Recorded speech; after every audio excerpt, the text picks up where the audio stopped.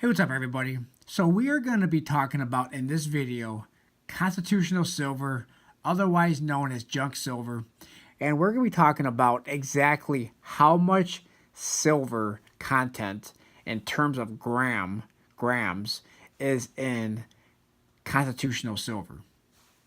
Now, when we look at online dealers, normally they're telling us how much weight in terms of a troy ounce, but they don't tell you how many grams. So I did the calculations. I figured out how many grams are in each denomination for constitutional silver or junk silver, however you want to term it. And we're going to talk about this. So we're going to talk about it in all denominations, rather it be a dime, a quarter, a half dollar, a silver dollar. Also, we're going to talk about 40% silver and a war nickel. So we're going to talk about how much is in there in terms of grams. Now, constitutional silver is great for a lot of reasons. You got the history behind it.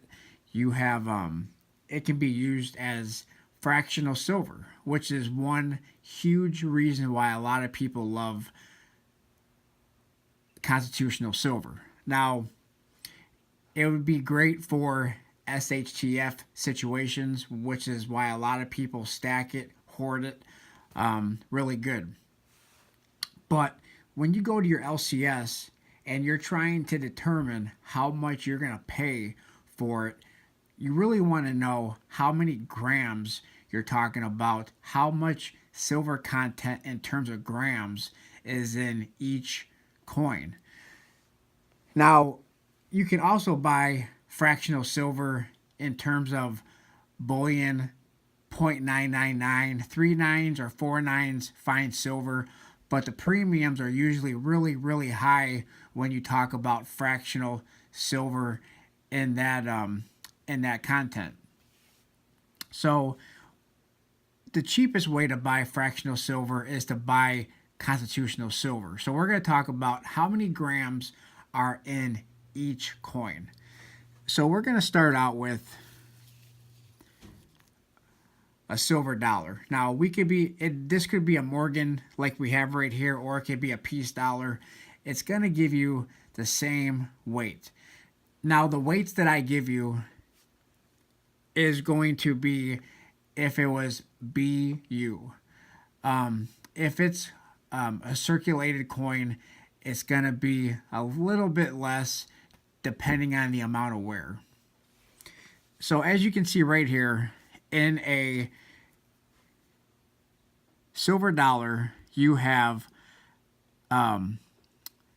24 grams.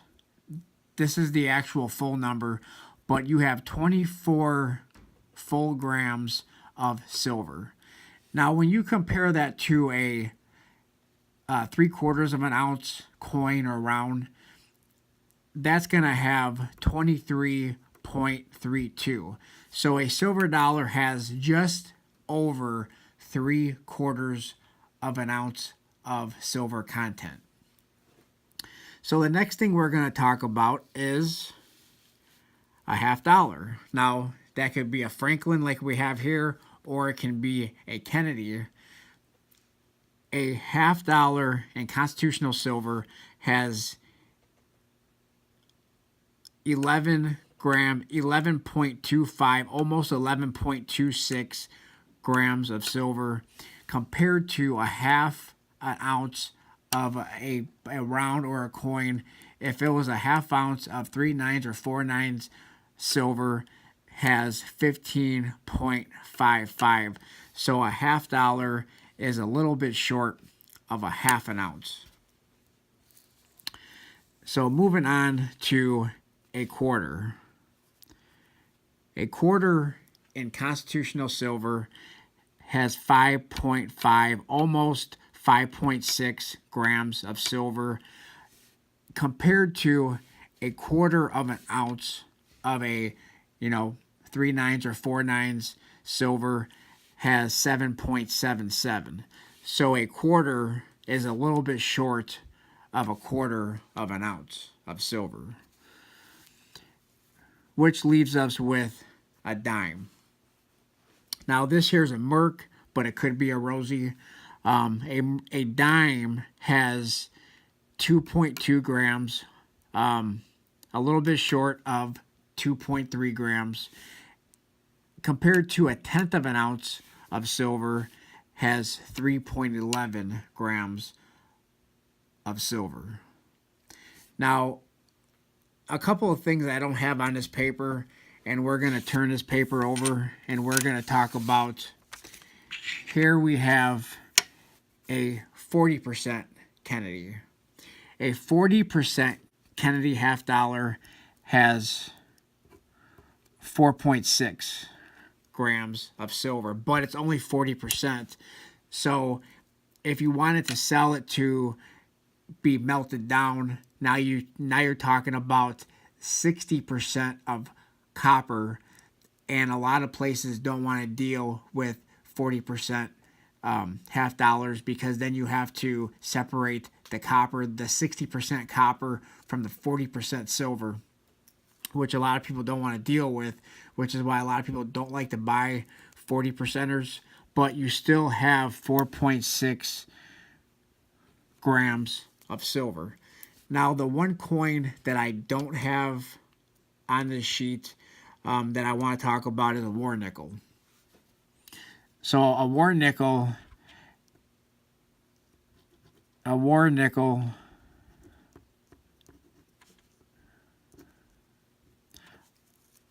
is from 1942 to 1945, and a war nickel has 35% silver, and a war nickel is 1.7 grams.